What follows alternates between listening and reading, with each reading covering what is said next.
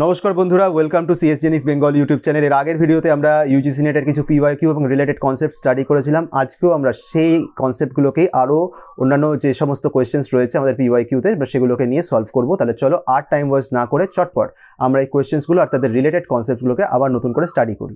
আগের ভিডিওর মতন আজকেও আমরা চলে এলাম কিছু টপিকস নিয়ে। তবে আগের দিন ডেটা স্ট্রাকচার আর ডিজিটাল ইলেকট্রনিক্স নিয়ে এসেছিলাম। আজকে বেশিরভাগটাই আমরা ডিবিএমএস এর কোশ্চেনই নিয়ে এসেছি। কিছু কিছু হয়তো আমাদের ডিজিটাল ইলেকট্রনিক্সেরও কোশ্চেনের পার্ট রয়েছে। তো চলো আমরা একটা একটা করে সলভ করি। আগেই বলি, কিছু কনসেপ্টের জন্য আমরা কিছু ওয়ান শট কনসেপ্টের ভিডিও এনেছিলাম, যদিও সেটা ইউজিসি নেটের রিলেটেড নয়, মানে ইউজিসি নেটের জন্য নয়, অন্য এক্সামের জন্য এনেছিলাম। বাট তোমরা সেই ওয়ান শট কনসেপ্টগুলো দেখতে পারো। যারা লাস্ট মোমেন্টে প্রিপারেশন নিচ্ছ জুনের জন্য, তাদের জন্য এটা অনেকটাই হেল্পফুল হবে। তো প্রথমেই পড়ি, the degree of a relation in database is. Degree of relation কাকে বলে? The number of tuples in the relation. Tuple বলতে কাকে বোঝাই দেখো, ডেটাবেসের একটা টেবিলে প্রত্যেকটা যে কলাম থাকে তাদেরকে বলা হয় অ্যাট্রিবিউট, আর প্রত্যেকটা যে রো থাকে ওদেরকে বলা হয় একটা টাপল বা একটা এন্টিটি, এবং টেবিলটাকে বলা হয় এন্টিটি সেট। ঠিক আছে, মানে দেখো এক একটা ইন্ডিভিজুয়াল রেকর্ড তাহলে এক একটা টাপল, তার মানে কালেকশন অফ রেকর্ড কি আমার এন্টিটি সেট। রেকর্ডগুলোকে তুমি এন্টিটি বলতে পারো, আর কলামসগুলোকে কি বলা হয়? কলামসগুলোকে বলা হয় অ্যাট্রিবিউট। ঠিক আছে, the number of tuples in a relation, একদম না, একটা টেবিলে তুমি ইনফাইনাইট নাম্বার অফ টাপলস রাখতে পারো। মানে ইনফাইনাইট নাম্বার অফ তো অ্যাকচুয়ালি প্র্যাকটিক্যালি পসিবল নয়, বাট থিওরিটিক্যালি ইয়েস, তুমি যতগুলো খুশি রাখতে পারো, তার কোনো বাধা নেই। তাহলে নাম্বার অফ টাপলস এটা কখনোই হবে না। একইভাবে নাম্বার অফ অ্যাট্রিবিউটস, না, এটাও হবে না। Number of values in domain, একটা ডোমেনে, প্রথম কথা ডোমেনের এটা স্পেলিং মিস্টেক, তবে যাই হোক এটা কনসিডার করছি, কিন্তু ডোমেনে কতগুলো ভ্যালু হয় সেটাও ইনফিনিটি হতে পারে, এটা দিয়েও কখনো হয় না। দি number of keys in a relation, number of keys in a relation কথাটাও ঠিক নয়, কিন্তু এটা কাছাকাছি যাচ্ছে, তাই আমি এতে টিক মারছি। অ্যাকচুয়ালি এই কোশ্চেনটাতে একটা ভুল রয়েছে। The degree of relation in a database হচ্ছে নাম্বার অফ পার্টিসিপেটিং রিলেশনস। ঠিক আছে, তোমার রিলেশানে কতগুলো টেবিল বা কতগুলো রিলেশন পার্টিসিপেট করছে, ঠিক আছে, সেটা হচ্ছে আমার ডিগ্রি অফ মানে রিলেশন বলা হয়। তার মানে কি, তোমার যদি একটা টেবিল পার্টিসিপেট করে তাহলে সেটা হচ্ছে ইউনারি, দুটো টেবিল পার্টিসিপেট করে বাইনারি, এরকম হচ্ছে ব্যাপারটা। তো এখানে অ্যাকচুয়ালি চারটে অপশানের মধ্যে লাস্ট অপশানটাই ক্লোজেস্ট। মাঝে মাঝে হয় ইউজিসি নেটে কিছু কোশ্চেন্স এরকম থাকে যেগুলো হয়তো ডিরেক্টলি কারেক্ট নয়, বাট যাই হোক তুমি সেটার অ্যান্সার করতে পারো। An alternate key in the database table is also called. প্রথম কথা হচ্ছে অল্টারনেট কি কাকে বলে, একটু মনে করে নিই। ক্যান্ডিডেট কি কাকে বলে, কি কাকে বলে? কি হচ্ছে যে অ্যাট্রিবিউট বা সেট অফ অ্যাট্রিবিউট দিয়ে তুমি তোমার ডেটাবেসের এক একটা রেকর্ডকে ইন্ডিভিজুয়ালি আইডেন্টিফাই করতে পারো। এই কিগুলোকে তুমি সুপার কি বলতে পারো। ঠিক আছে, তার মানে সবচেয়ে বড় একটা সেট হচ্ছে সুপার কি। এই সুপার কির মধ্যে যে কিগুলোকে তুমি ফার্দার ডিকম্পোজ করতে পারবে না তাদেরকে বলা হয় ক্যান্ডিডেট কি। ঠিক আছে, এবার এই ক্যান্ডিডেট কির মধ্যে থেকে যে কোনো একজনকে তুমি বেছে নিতে পারবে হচ্ছে প্রাইমারি কি হিসেবে। এবার তাহলে বাকি যারা থাকবে তারা কি হবে? তারা হবে তোমার অল্টারনেট কি। ঠিক আছে, তাহলে বোঝা গেল সুপার কি মানে কি, collection of all possible super sets of a key. আর ক্যান্ডিডেট কি মানে কি, মিনিমাল সুপার কি। প্রাইমারি কি মানে কি, ওয়ান স্পেসিফিক্যালি সিলেক্টেড কি among the set of candidate কি। আর অল্টারনেট কি মানে কি, remaining candidate keys after selection of primary কি। তাহলে দেখো প্রাইমারি কি তো অল্টারনেট কি কোনোভাবে হবে না। অল্টারনেট কি হিসেবে তুমি বলতে পারো যে হ্যাঁ ক্যান্ডিডেট কি, অল্টারনেট কি একটা ক্যান্ডিডেট কি, অল্টারনেট কি একটা সুপার কিও হয়।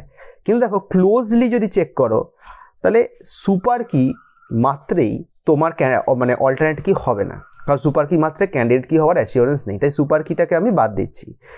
লাস্ট হচ্ছে ফরেন কি। প্রথম কথা ফরেন কি মানে কি, যেটা তোমার টেবিলের প্রাইমারি কি নয় কিন্তু অন্য টেবিলের প্রাইমারি কি।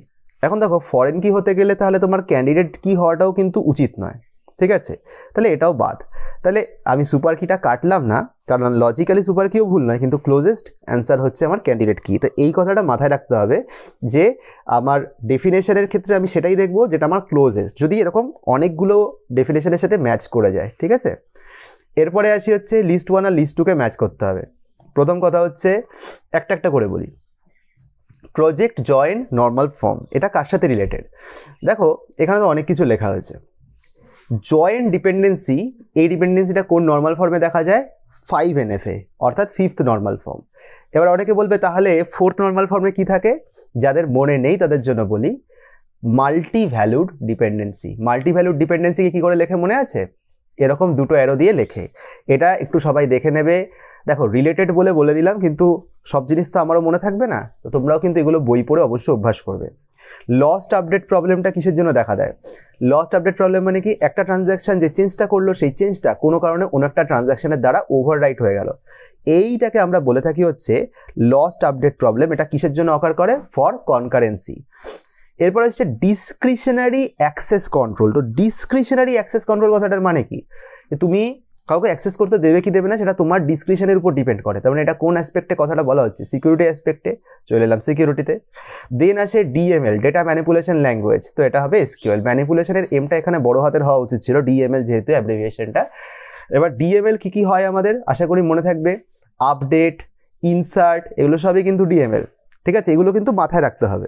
আচ্ছা চলো আরেকটা কোশ্চেনে চলে যাই। এই কোশ্চেনটা ডিজিটাল ইলেকট্রনিক্স থেকে নেওয়া, কিন্তু কি বলা হয়েছে এখানে? F of ABC is equal to sigma of M 0 1 3 7, এসব অনেক কিছু লেখা হয়েছে।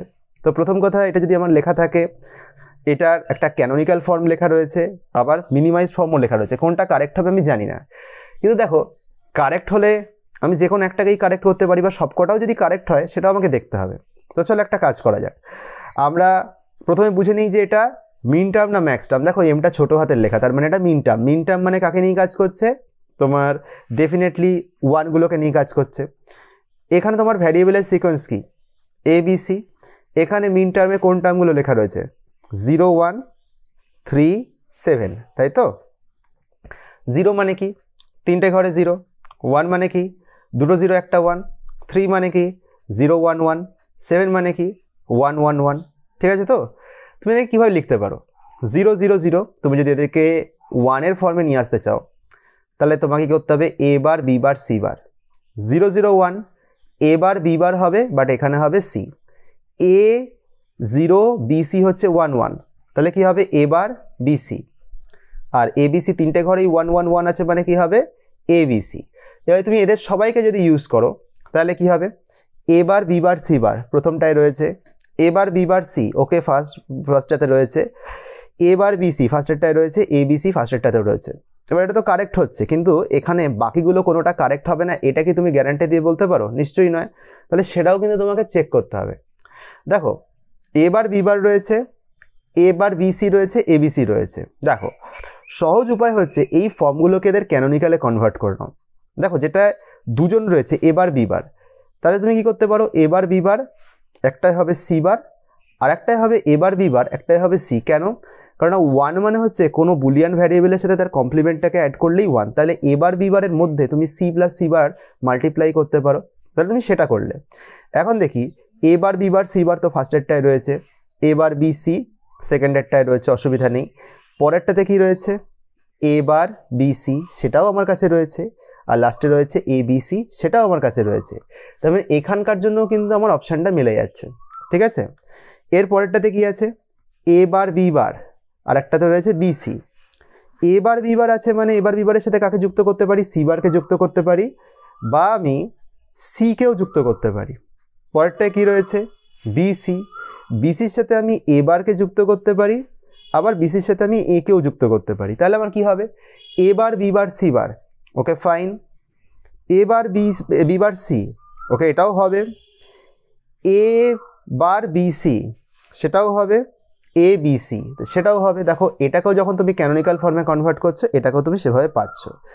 লাস্টের অপশানটা দেখি কি রয়েছে, মানে এটা আমার কাছে অনেকগুলো অপশান কারেক্ট হবে। অ্যাকচুয়ালি যখন অপশানসগুলো ছিল, মানে যে চয়েস করার জন্য যেগুলো ছিল, সেগুলো তো আমি সবকটাকে তুলে নিই জাস্ট আলাদা করে সলভ করবো বলে। A বার B বার, আর একটা তো রয়েছে BC বার। তো A বার B বারের সাথে তুমি কি যুক্ত করতে পারো? A বার B বারের সাথে তুমি হয় C যুক্ত করবে, নয়তো C বার যুক্ত করবে। A bar B bar C বার, ওকে রয়েছে। A bar B bar C, A bar B bar C, হ্যাঁ সেটাও আমার কাছে রয়েছে।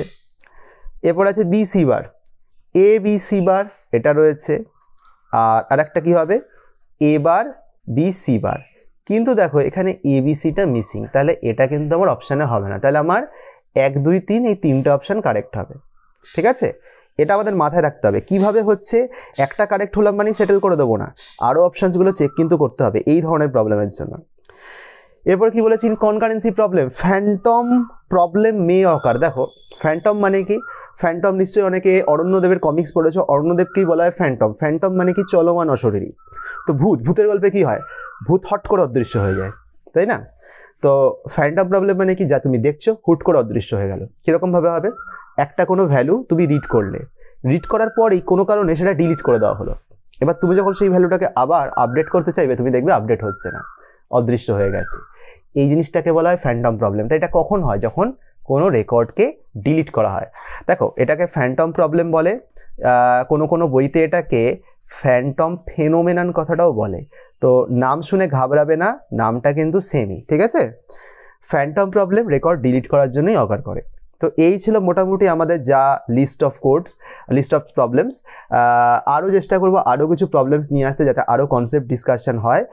ততক্ষণের জন্য সকলকে ধন্যবাদ যারা ভিডিওটা দেখলে। যদি তোমাদের কোনো সাজেশন থাকে প্রবলেমের, সেটাও নিয়ে আসতে পারো।